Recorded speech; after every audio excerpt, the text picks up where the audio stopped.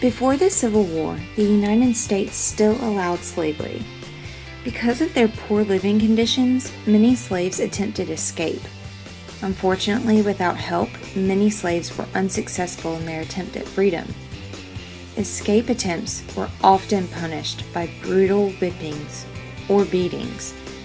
However, there grew more and more opposition to the possession of slaves in the mid-1800s.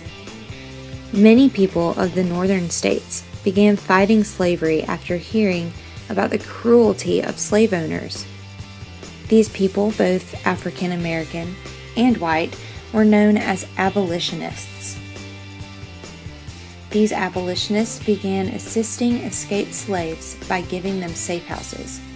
Many people began opening their homes as safe houses for escaped slaves, and eventually, routes to Canada were created. These routes are now known as the Underground Railroad. The Underground Railroad was made specifically for slaves to run away from their owners. These routes were made so that slaves could taste freedom.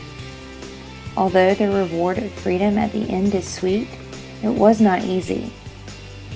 The owners used dogs to track down these men and women who were running away. There were so many other obstacles slaves had to face if they ran. The possibility of getting caught was extremely high, and the punishment was cruel at best. But many slaves searching for that freedom decided to try it. So they began to travel the Underground Railroad. The Underground Railroad was not actually underground, or even a railroad.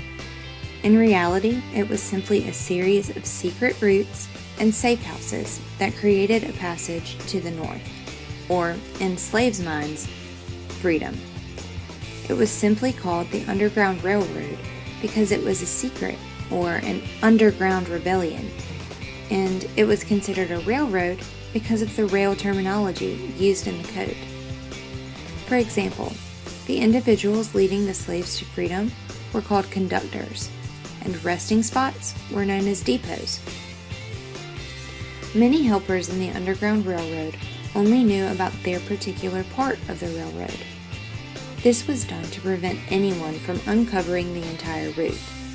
While slaves were escaping using the railroad, they often were hidden in barns or in secret hiding places under the floor while they rested.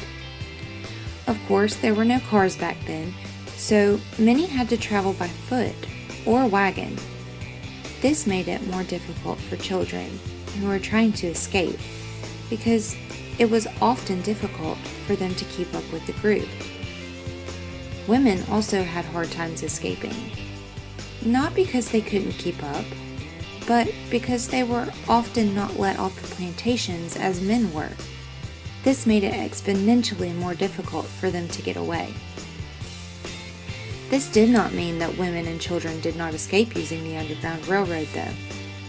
One of the most famous travelers of the Underground Railroad was the woman Harriet Tubman. She was a very brave woman. Even after she escaped slavery, she returned back to the South to attempt to free other slaves. In all, she returned around 13 times. She helped some 70 slaves reach freedom. She knew that there were more slaves just like her that deserved to be free. So, she used the Underground Railroad to help around 70 slaves from bondage. How in the world did the escapees know where they were going? They didn't have a GPS, so how did they know where to go? Many slaves simply followed the brightest star in the sky, the North Star. This star would direct them north, and the way that they saw it, to freedom.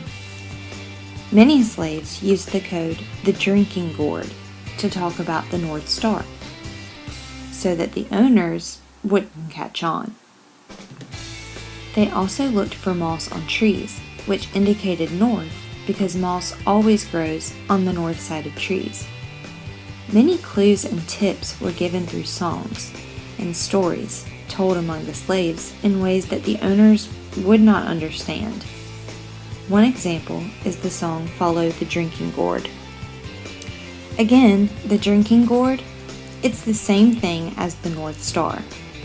So the song was telling the slaves to follow the North Star. Quilts were also made. The quilts contained a secret pattern that the slaves would memorize. Once they escaped, they would follow the pattern to eventually escape to freedom. Although they were very sneaky, the Underground Railroad was not fail-safe. If a stranger spotted an African American, they could capture them and return them for a reward if they were runaways. Running away was never safe and always came with hazards, but many slaves took their chances and decided to follow the drinking gourd. At its peak, the Underground Railroad delivered around 1,000 people from slavery every year. It has been suggested that some 100,000 people escaped slavery using the Underground Railroad by 1850. Because so many slaves were at least attempting escape, the fugitive slave laws were amended in the Compromise of 1850. These new laws made it easier for people to kidnap free African Americans, claim they were runaway slaves, and sell them back into slavery. These laws also prevented slaves from being able to defend themselves in court, which made proving free status extremely difficult.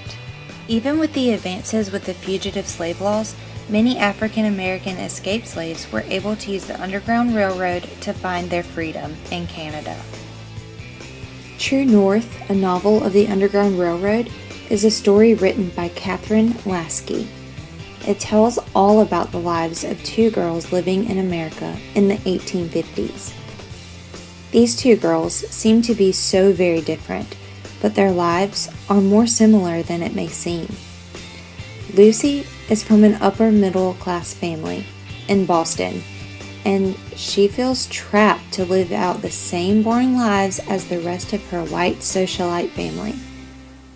Africa is a Virginia slave who longs for freedom and searches for it by traveling the dangerous Underground Railroad. Lucy investigates her family's past while Africa continues on her journey to freedom after almost getting caught. Soon, Lucy uncovers that her grandfather is an abolitionist, and Africa makes it to the next safe house on the Underground Railroad, Lucy's house. Lucy finds Africa and becomes inspired to help her and other slaves on their journey to freedom. Lucy resolves that the only way to help Africa North is by traveling with her. During this dangerous trip, Lucy and Africa develop a lasting bond. But will they be able to make it to the Canadian border? Will Africa finally be free? Or will they both be caught in this risky attempt at freedom? Find out in Catherine Lasky's True North, a novel of the Underground Railroad.